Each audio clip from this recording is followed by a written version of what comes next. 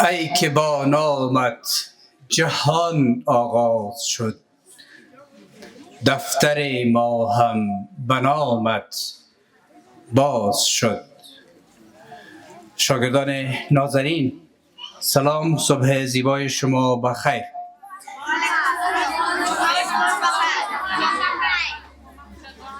آماده هستید که دست جمعی یک دعا را بخوانیم؟ بسم الله الرحمن الرحیم. ربی زدنی علما، پروردگارا به علم ما بیفزا. بسم الله الرحمن الرحیم. ربی زدنی علما، پروردگارا به علم ما بیفزا. بسم الله الرحمن الرحیم. ربی زدنی علما، پروردگارا به علم ما بیفزا. شاگردان نازنین، کی به یاد داره پیام روز گذشته را؟ آفرینتان، آفرین. پیام امروز مسئولیت پذیری است. مسئولیت پذیری یعنی که وظیفه خود به درستی انجام بدیم، به وعده خود پایبند باشیم. اگر اشتباهی از ما سر میزنه، اشتباه خود میپذیریم و او را اصلاح میکنیم. به دیگران و به کارهایشان احترام میمانیم. مسئولیت پذیری نشانه بلوغ فکری و اخلاقی است. یعنی به هر سن سالی که هستیم، اگر مسئولیت پذیر باشیم، ما انسان با شخصیت و بزرگ هستیم. از امروز به بعد انشالله که همه شما مسئولیت پذیر باشید تا اینکه به درس‌های خود هم موفق باشید و فردا به جامعه هم یک انسان بزرگ تقدیم شوید. در این قسمت از برنامه خود به آیات الهام بخش الهی توسط عدنان، متعلم صنف 8 آغاز می‌کنیم. تا آمدنشان به جایگاه صلوات بفرستید. اللهم صل علی محمد و علی آل سیدنا محمد. اعوذ بالله من الشیطان الرجیم. بسم الله الرحمن الرحیم. الحمد لله الذي أنزل على عبده الكتاب ولم يجعل له عوجا قيما لينذر بأسا شديدا من لدنه ويبشر المؤمنين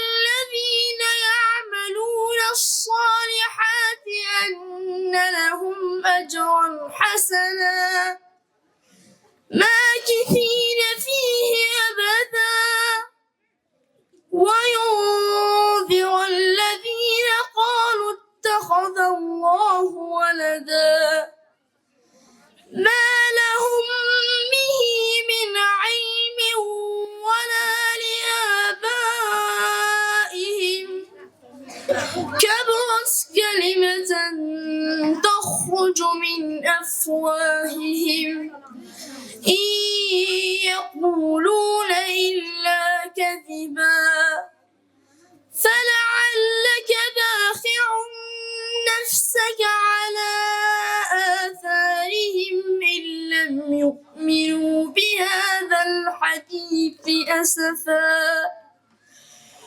إنا جعلنا ما على الأرض زينة لها لنبلوهم أيهم أحسن عملا وإنا لجاعلون ما عليها صعيدا جرزا صدق الله العلي العظيم. من منطقی چو منطق قرآن ندیدم، ارزنده تر ز گفته یزدان ندیدم. هرگز سخن نگفت کسی چون خدا، بلی یک آیه همچو آیه قرآن ندیدم. از عزیز ما ادنان متعلم صنف هشتم سپاسگزار هستیم. در این قسمت از برنامه از مروه متعلم صنف اول خواهشمند هستیم به جایگاه تشریف بیاره. مروه. بسم الله الرحمن الرحیم.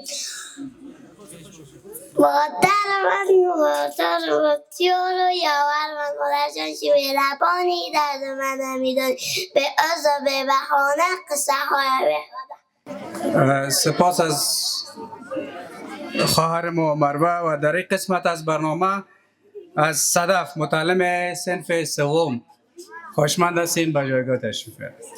به نام خداوند پاک و مهربان. اینجا جانب صدف متعلم صنف سوم مکتب دکتر جمشید رسا.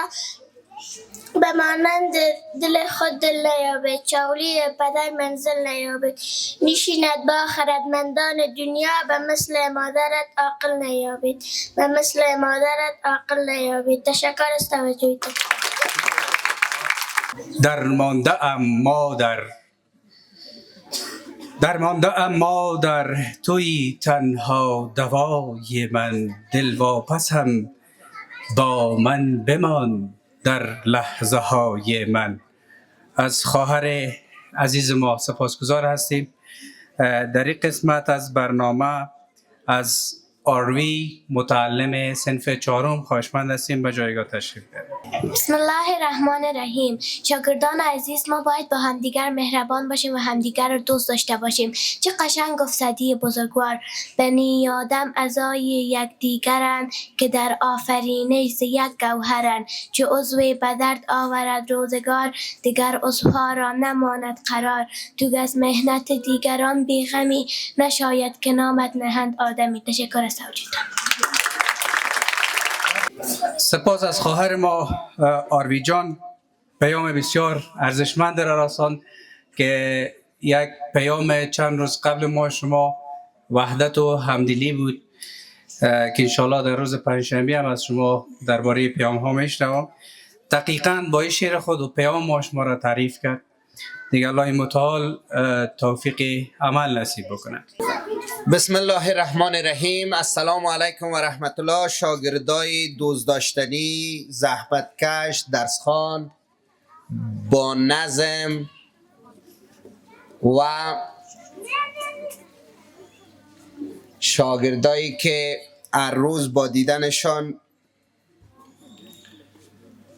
لذت میبریم، امید در دل ما زنده میشه و با زحمت کشی و تلاشتان امید بر ساختن وطن ما در قلب ما جوانه میزنم. شاگردان گرانقدر، مختصرا میخوایم در مورد همکاری نکاتی را خدمتتان بیان کنم. شما میفهمیم که وقتی انسان ها با هم همکاری میکنن، کارها به صورت درستتر و سریعتر انجام میشه، زودتر انجام میشه. ایرا بارها شنیدین که انسان موجود اجتماعی است. اجتماع در تعامل انسان شکل میگیره. وقتی ما هم دیگر کمک میکنیم و مسیر به هم دیگر نشان میدیم، کل ما در رفاه و آرامش زندگی میکنیم. حتی گفته میشه انسان به جایی که امروز رسیده و موفقیت هایی را که به دست آورده، دلیلش کار گروهی بوده. حتی شما در تلویزیون وقتی جهان حیوانات نشر میکنه، ببینین او حیواناتی که به شکل گروپی کار میکنن موفقتر هستن و حتی شکارهای بزرگتر از خود میتونن انجام بدن. متاسفانه در کشور ما همکاری کمرنگ است. ما و شما اکثرا درگیر جنگ، دعوا، اخطار دادن، حذف کردن، زدن، کندن و همین موضوعات هستیم و به می خاطر است که تا هنوز ما و شما پیشرفت نکردیم. کشورهای دیگه دلیل پیشرفتشان، دلیل اصلی پیشرفتشان همکاری است. کم در بین خود همکار هستند، یکی دیگه خود کمک میکنن و هم شما میبینین در اتحادی که کشورها با هم میکنن کار گروپی انجام میتن، دستشان بالاست. خوب است که ما و شما از همین محیط مکتبی عادت شروع کنیم، در وجود خود پرورش بدیم، بعدش در خانه و محیط کار در سطح کشور با روحی همکاری پیش بریم. همکاری چی مانا میتونه دوستای نازنینم؟ همکاری با هم کار کردن، با هم کار کردن برای رسیدن به یک هدف مشترک. ما و شما اینجا یک هدف مشترک کل ما داریم. هدف مشترک ما است که شما درس خوب یاد بگیرید، شما انسان بزرگوار شوید، شما متخصص شوید، شما انسان خوب شوید، هستین انسان خوب خوبتر شوید. به می خاطر کل ما و شما باید با هم همکار باشیم که باعث پیشرفت هم دیگه شویم، باعث موفقیت هم دیگه شویم، باعث قوت قلب برای هم دیگه شویم. در آینده ما و شما بتاریم وطن خود بسازیم، کارها رونق بگیره، کارها درست شوه، منظم شوه، آسانتر شوه، از اشتباهات جلوگیری شوه. ما برای شما فقط در 3 زمینه میخوایم یادآوری کنم که همکاری را فراموش نکنین. اول همکاری بین خودتان، شاگردا باید بین خود همکار باشند، همدیگر را در یادگیری درس کمک کنند، کار گروپی کنند، دستان فی یک نفر بخیزه بر دیگرها درس تشریح کنه، یک چیزی را که یاد داره بر دیگرها یاد بده، یک صرفیشان که در بین کنتر است از دیگرها، درس خوب یاد نگرفته، در ختم درس استاد امرش کار کنه. اگر یک صنفی ما مشکل اقتصادی داره، ما برش که مثلا امکانات اقتصادی داریم کتاب قرطاسیش فراهم بسازیم. خلاصتا چیزی را که ما یاد داریم از هم صنفی خود دریغ نکنیم. دوستای نازنینم، در دین ما و شما یکی از ارکان دین زکات دادن است. وقتی به توانایی مالی میرسی، امکانات مالی داری، باید زکات بدی. هر چیز زکات داره، تنها مال و پول زکات نداره. جسم تو هم سرت زکات. وقتی جسم سالم داری باید درای مفید استفاده شود، باید خیرت بر دیگرها برسه نه ضررت. علم هم زکات داره. وقتی تو یک فرمولی را یاد داری، درسی را یاد داری، زکات چیز که را بر همسنفیت یاد بدی، او را برای کسی که یاد نگرفته انتقال بدی. این زکاتش است عزیز دل من و ثواب فراوان داره. بنان چیزایی را که یاد دارین، مهارت اجتماعی است. اگر تلاوت خوب مثل عدنان جان یاد دارین، اگر درسی را یاد دارین، حتما کوشش کنین او را همراه همسنفیایتان شریک بسازین، گروپ تشکیل بدین. گروپ های هر صنف با صنف های دیگه همکاری داشته باشه، با صنف های پایین یک چیزی را مثلا انتقال بدین، یاد بدین. خلاصتا به این فکر باشین که چطور خیرتان بر دیگرها برسه. شما ای را تمرین کنین که در زندگیتان یک منبع خیر باشید، غیر خوبی از شما بر کسی چیزی نرسه و این از همینجا شروع میشه. دومین همکاریتان دوستای نازنینم همکاری با معلمتان است. با معلمینتان هم همکاری کنین. اما تو که بین خود دوست و رفیق هستین، اونم تو احترام معلمتان هم کنین. برای معلم همکاری چی است؟ که تو نظم مراعات کنی در صنفش، در وقت درس گپ نزنی، درس استاد تا خوب گوش بگیری، سوال که داشتی از استادت با احترام سوالک تا پرسان کنی. این همکاری است با استاد سوال کردن، که تو یک چیز رو یاد نگرفتی و استاد برات یاد بده.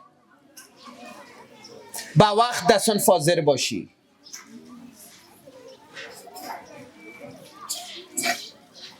کتاب تا بیاری. خلاصه چیزی که میبینی استاد خوشحال میسازه، با درسی تو مفید است، با پروسی کاری ما در مکتب مفید است، و کار باید انجام بیتی. و اویی که فکر میکنی باعث ناراحتی معلمت میشه، باعث خراب شدن درس خواندن تو میشه، از او جلوگیری کنی. این میشه همکاری با معلمت. و همکاری با پرسنل مکتب داشته باشی. پرسنل مکتب دوستای نازنینم هر روز جلسات داره، به این فکر است که برای شما چطور ما بتونیم فضا را خوبتر بسازیم، چطور بتونیم درس یاد بدیم، چطور بتونیم مثلا میدان ورزشی خوب جور کنیم، ساعت تو تیر باشه، خسته نشید در مکتب. خب وقتی ما به این فکر هستیم، شما هم به این فکر باشین که چطور با مکتبتان همکار باشید. اما تو که هستین عزیزای دل ما فوق العاده از پیش شما خوشحال هستیم، ولی این روحیه باید در وجود ما زیاد شود. شما را میبینیم بچهای بسیار خوب، دوست داشتنی، درس خوان، زحمتکش، با دیسیپلین، با نظم، با وقت میایین، در سرفیلی حاضر هستین، در صنف حاضر هستین، در سکایتان هم میخوانین. ولی آرزوی ما است که زیادتر شود. پرسنل مکتب مثل اعضای خانواده تان است. ما شما را مثل اولاد خود، مثل خواهر برادر خود دوست داریم. بنابراین شما هم دوستای نازنین مکتبتان دوست داشته باشید. مثل که میبینم همین روزا پرسنل صفاکاری مکتب میگه هیچ برای ما کار نیست، کل خود شاگردا انجام میده. خیر ببینین، یک پست چاکلیت هم نمیبینم کسی در روی مکتب بندازه. وقتی میباشه پاک میکنن. در اکثر صنفا میرم برای خود برس آوردن، از این برسکا فرشا را پاک میکنن، برای خود جارو آوردن، برای خود صافی آوردن، میز و چوکی خود صافی میکنن. اینا عزیز دل من سبب میشه کم مکتبت پاک باشه، هم یک قسمت کارا سبک میشه، هم توی روحیه را یاد میگیری که بچه‌م در خانه مینم تو باشی، خودت کارکایت انجام میدی. قرار نیست مادر بر تو کل کار انجام بده، پدر بر تو کل کار انجام بده، خودت مسئولیت بگیر. صبح دواتر تا ماما تو یاد میگیری که در یک موقف هستی خودت کارایت انجام بدی، نه که دروازه موتر تو یکی باز کنه، چادری یکی در بالای سر تو بگیره، نان یک لقمه کنه بر تو بده. این تو نباشه، خودت فعال کارکای خودت انجام بدی. بنان عزیز دل من کار تیبی از همینجا شروع میشه. یعنی اگر شما از من پرسان کنین که کل هدف اساسی از ایجاد مکتب چی است؟ یاد دادن کار تیمی. چیزی که وطن ما ضربه خورده نبود کار تیمی بوده. ما و شما هم دیگر را نپذیرفتیم، گپ هم دیگر را نفهمیدیم، با هم دیگر تعامل درست نداشتیم، با هم دیگر روحی همکاری و برادری نداشتیم، حتی ضرب المثلای بسیار خراب داریم در مورد شریک نشدن، در مورد کار تیمی نکردن. همیشه روحی تقلب در وجود ما بوده، رابطه برد باخت بوده. ما فایده کنیم دیگه ضرر کنه. نه دوستای نازنینم، در سیستم سازمان های پیشرفته روحی برد است. ما هم فایده کنم، تو هم فایده کنی، ما هم خوش باشم، تو هم خوش باشی. و کوشش کنیم ما و شما به می روحیه پیش بریم. وسایل مکتب خودم مثل وسایل خانه خود دوست داشته باشیم، چیزی را خراب نکنیم. به چوکی و به کلکین و به بیز ما صدمه نرسه، به صنفی ما صدمه نرسه. کل ما از هم دیگه خوشحال باشیم، کل ما هم دیگه را دوست داشته باشیم و کل ما صبح برای وطن خود یک جایی کار کنیم مفید واقع شیم. البته امروز هم که تو درس میخونی در حقیقت با وطنت کار میکنی. اینمی درس خواندن روزمره تو در حقیقت کار کردن برای وطنت است. تو میخوای یک آدم بزرگ شوی برای وطنت، تو میخوای متخصص شوی برای وطنت، تو میخوای صبح تولیدات داشته باشی برای وطنت، تو میخوای صبح رفاه اجتماعی ایجاد کنی که مردمت راحت باشه. تو صبح میخوای مکاتب خوب ایجاد شوه، وسایل درسی خوب باشه، نصاب درسی خوب باشه و از همینجا شروع میشه از دل من. البته باید یادآوری کنم دوستای نازنینم که در دین مبارک ما گفته شده کسی که در راه علم، در راه آموختن علم کشته میشه، بر از او درجه شهید میتن. وقتی سون مکتب حرکت میکنین هر قدم شما ثواب حساب میشه. وقتی در مکتب هستین ثواب حساب میشه، وقتی پس به خانه میرین کتابتان میخوانین ثواب حساب میشه، ساعتایی که به معلمتان گوش دادین درس یاد گرفتین ثواب حساب میشه. خداوند شما را عمر طولانی بده، ولی با درس خواندنتان شما ثواب شهید هم به دست میارین، ثواب عابد هم به دست میارین. کل اینمی عبادت است عزیزای دل من. مکتب آمدنتان عبادت حساب است، کتابتان نگرفتین عبادت حساب است. بسیار زیاد دوستتان دارم، اما تو بخیر برین به صنفکایتان، درسایتان مثل هر روز بخوانین، جور آرام باشین. تشکر.